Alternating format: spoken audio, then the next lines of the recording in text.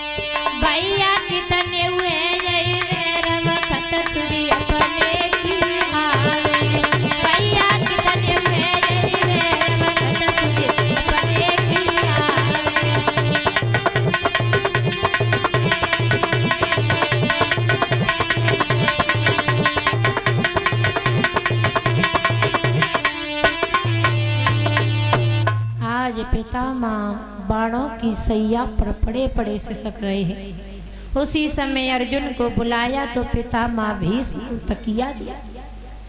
आज पितामह भीष्म कहने लगे भगवान कन्हैया से कि हे केशव, मैंने अभी किसी के साथ बुरा नहीं किया, परंतु भगवान मुझे ना जाने कौन से जन्म के कर्म दिखा रहा है।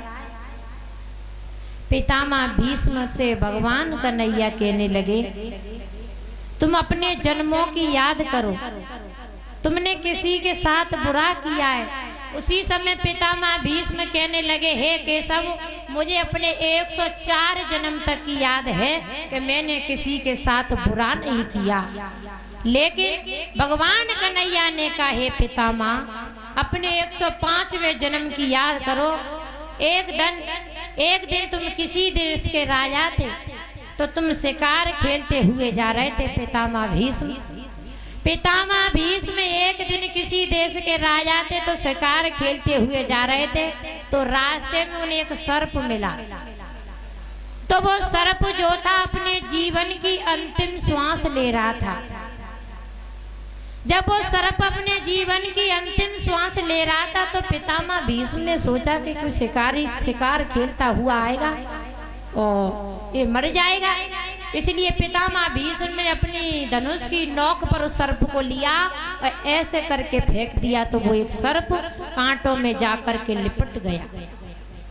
जब वो सर्प ये कांटों में जाकर लिपट गया तो उस कांटों में सर्प अपनी जीवन की अंत श्वास ले रहा है। काहे राजा, जितने कांटे मेरे शरीर में लगे हुए हैं इतने ही कांटे तेरे शरीर में लगे।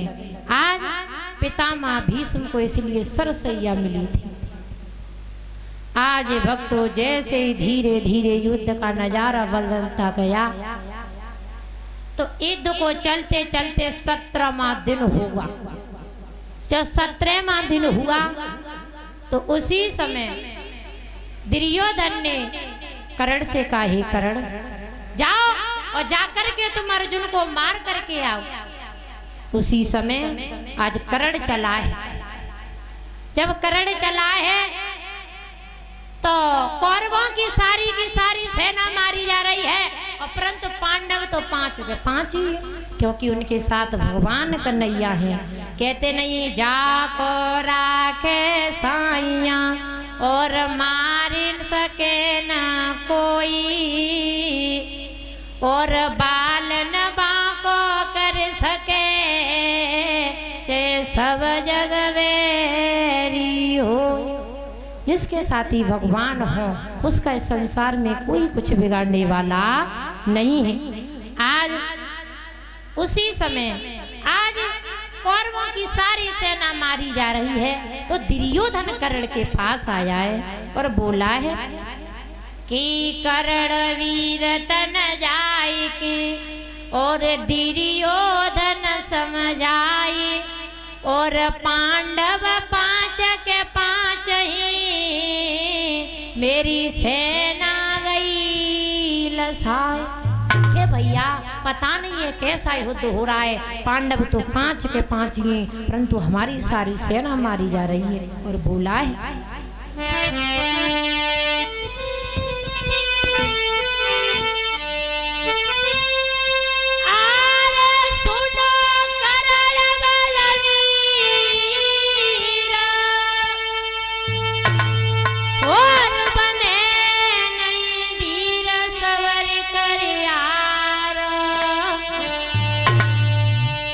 मेरे दिल में गई समाई रे कछुमो संग दगा विचार।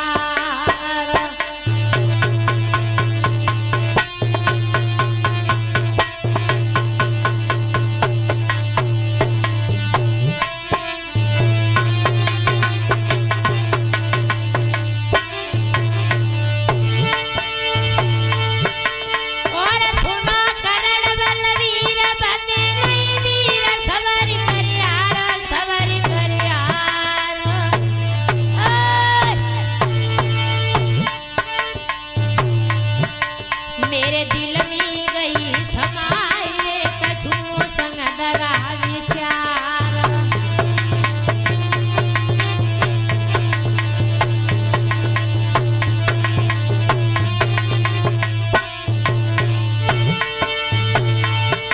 और पांडव 5 के 5 हे पांडव 5 के 5 लगी एक साथ दारी में कार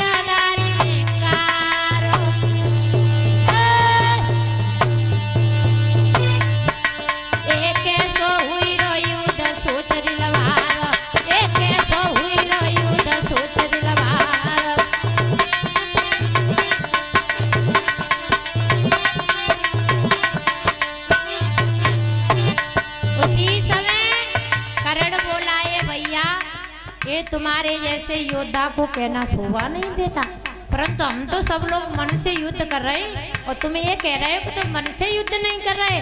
उसी समय कर्ण बोलाए भैया अरे तब कर्ण वीर ओंकार और किया ये गलत तुम्हारा।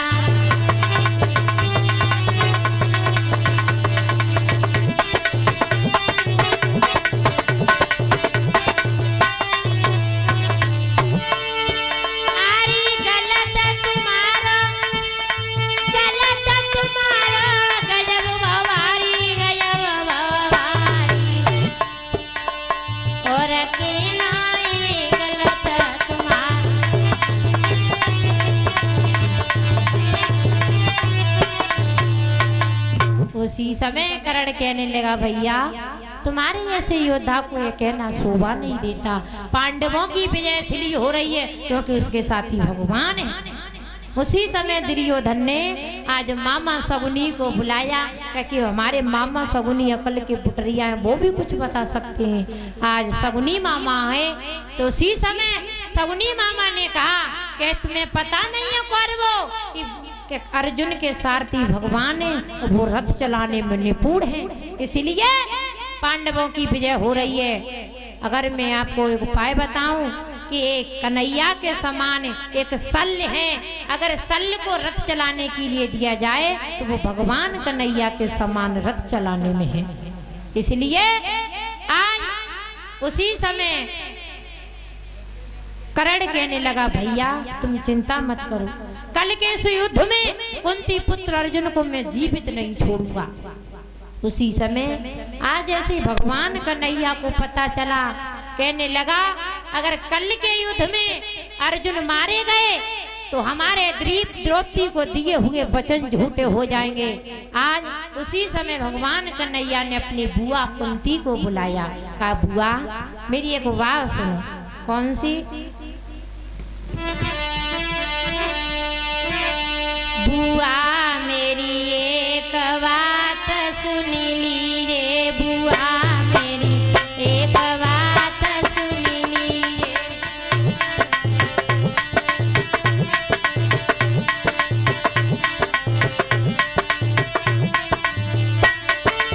ए बुआ मेरी एक बात सुन लीजिए, बुआ मेरी एक बात सुन लीजिए।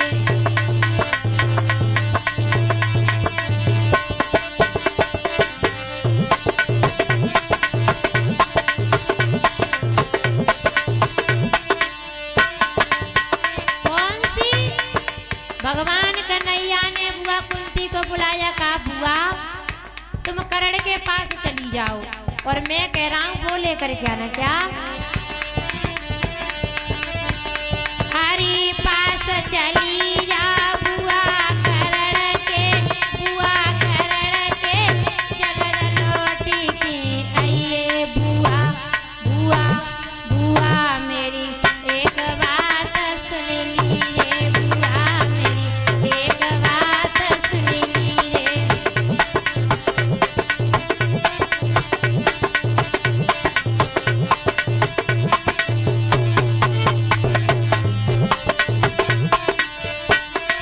कौन सी?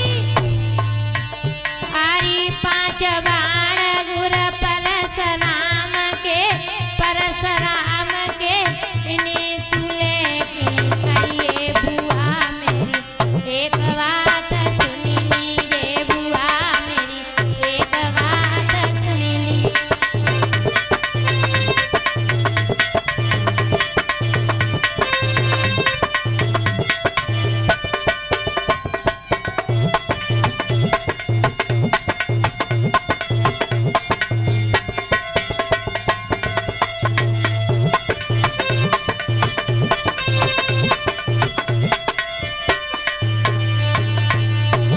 बुआ मेरी एक बात सुन लीजिए, बुआ मेरी एक बात सुन लीजिए।